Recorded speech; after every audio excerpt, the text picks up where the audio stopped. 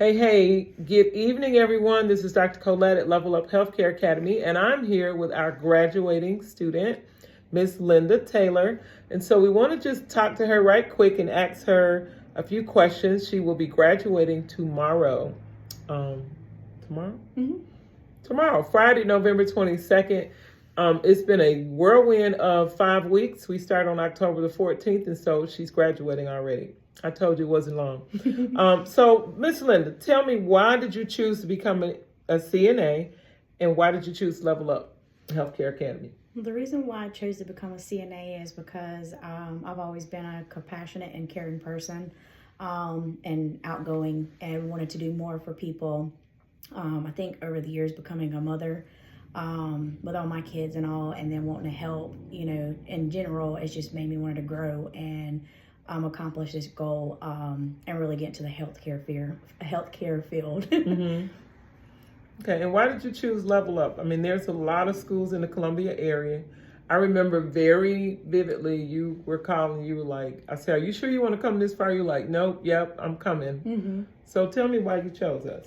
I chose Level Up Academy because it was a 26-minute drive from where I'm at to here.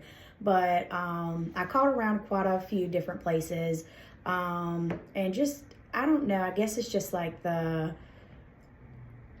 vibe or something like that you get off of, certain people, and you talk to somebody. But I just felt like Dr. Colette was more understanding, and she was just like straightforward with it from the start. Didn't hold back anything, just made everything real clear and, right to the start to get. No games. No We're games. all about the business. Excellent. Can you describe the situation from your clinical rotations where you had to adapt to a challenging patient situation? Not that I can really remember, other than or anything that kind of sticks with you from clinical. No, you fed clients, you helped to bathe them, learned how to put on briefs, helped to dress them. Was it kind of what you expected, or can you tell us if it was a little bit different than what you expected? It was, what I expected plus more. It was great to have the hands-on, and be able to learn and work with actual people, in assisted living and stuff like that. It kind of gives you that jump start from, once you finish, and you get out into the field and start doing the actual work. So do you think there was a benefit? I know a lot of programs, they front load their skills, they go through the program, and then at the end of the program, you go to clinical. Mm-hmm. Here at Level Up, we started our program, and all the way through, we were doing clinical every Saturday. Do you think, or what was your experience, or how do you think that was a benefit versus waiting till the end to do all your clinical at one time?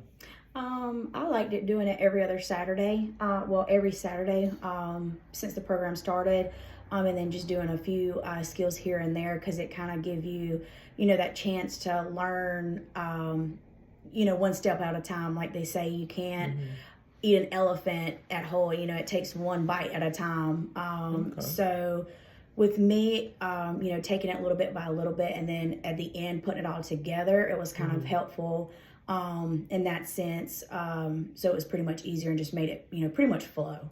So essentially, for everybody watching, essentially what we did is we started on a Monday. We have Monday and Tuesday classes virtually. We do that online. Wednesday and Thursday, we actually come to Level Up to the class in our skills lab, which you've seen in some of the videos or the still shots. And then Friday, we're off. Yay! How was being off on a Friday? Like not having to come to school every day. Right. Was that nice? Mm-hmm. Yeah, that was nice. And then Saturday, so whatever we learned on Wednesday and Thursday, we actually did it on Saturday. So from the very beginning, the first week, hand washing. The first Saturday we went in, it was hand washing, whatever skills. So every week we were doing, she got to actually do it in a clinical setting.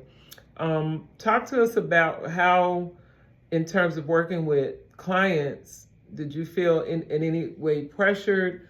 Like you kind of had the run of the place to yourself. So you had some of the same residents, and then you picked up some new ones. So we started off with just one resident, and by the end of your 5 weeks, talk to our audience about what that was like. What did you learn from week 1 all the way through to week 5? And then by week 5, how many clients did you have? I think week 1, it was just like more of a thing of getting to know like the area for clinicals and then the clients and stuff like that.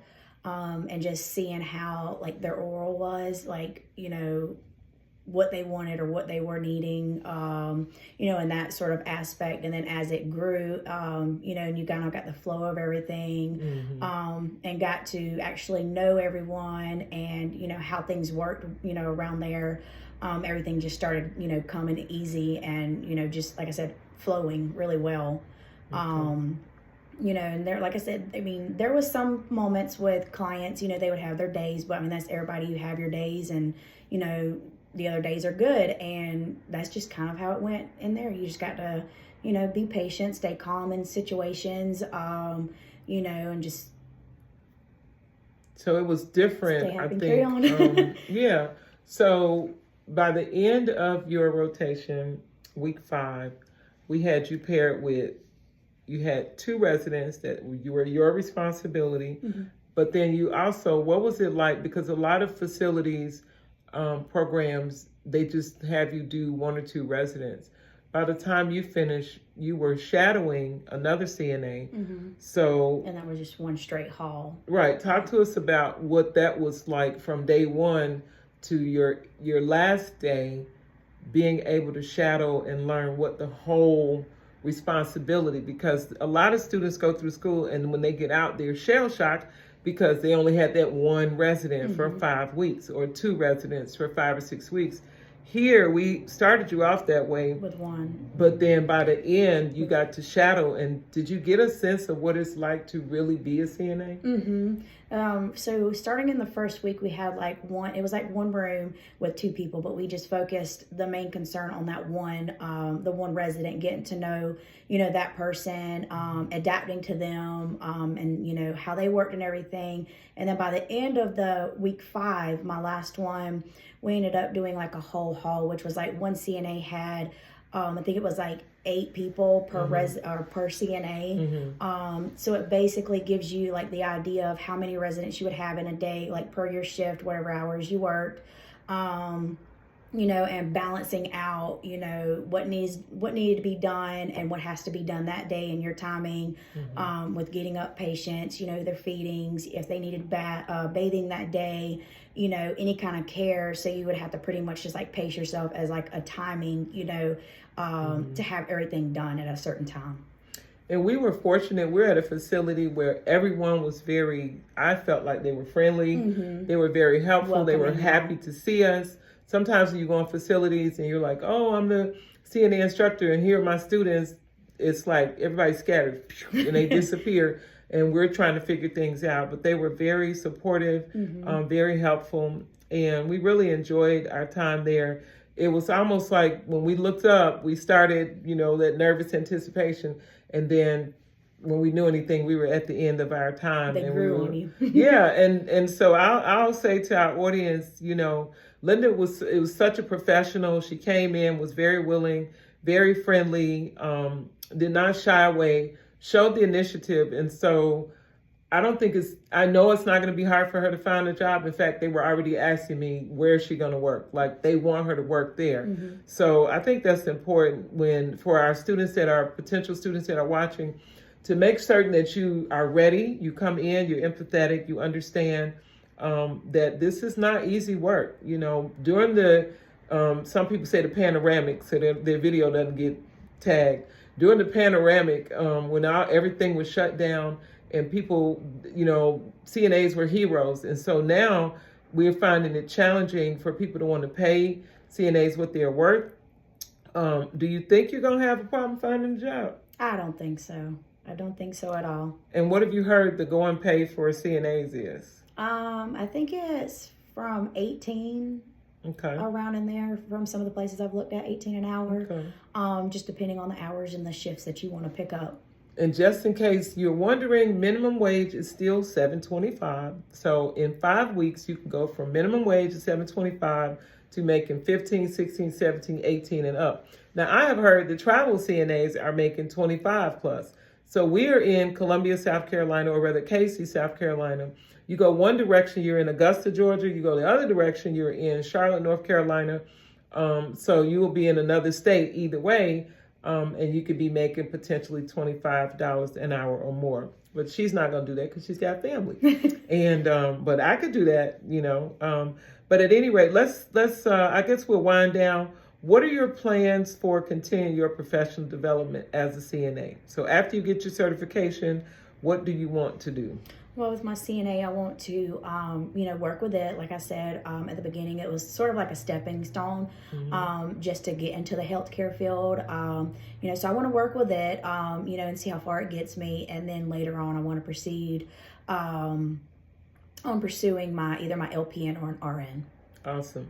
And so I've shared with my audience before. I started off as a CNA, then I did LPN, then I did RN bachelor's, RN master's, and then RN doctor of nursing practice. So it can be done, and it doesn't matter about your age. You just, or, you know, where you are in life, is you have support. I always tell people, can you talk to us about your family, how supportive they were, how it made it a little bit easier. Sometimes when people get into a program, they don't anticipate problems or challenges. But I also encourage students to get a backup plan, have your family, let them know what you're doing. So if something happens with your vehicle or you need a babysitter, everybody's on deck and ready to help support you. Okay. Did that make sense to tell you that early on before you started? It actually did. Because I have 5 kids at home. Altogether, I have 7. So with my husband and working, he was the only one working, and 1 vehicle. So we just kind of had to balance it all out, you know, and set schedules, and then stay determined and focused about everything. So thank you guys for watching. We didn't want to make this video too long, but I did want to interview her, as she was the other first class. They got away without being interviewed, but we did get a lot of video with them. So if you have any questions or concerns, or you want to share, please comment, like, and subscribe. Share this. We're going to share it on Facebook, YouTube, Instagram. I am learning how to be techie, so it's taking me a minute, that learning curve, but we're going to get there. More importantly, I want you to know that we're passionate about teaching students. We're passionate about helping them. If you're watching and you want to invest in a student, you want to share via scholarship, please reach out to me. You can give me a call at Level Up Healthcare Academy. It's 803-814-0033, or you can go to www.leveluphca.com. And here our motto is elevate your education and elevate your life. And so we are on our way. Miss Linda's on her way in her elevation. And we want to thank you for watching, and we'll see you next time. Bye.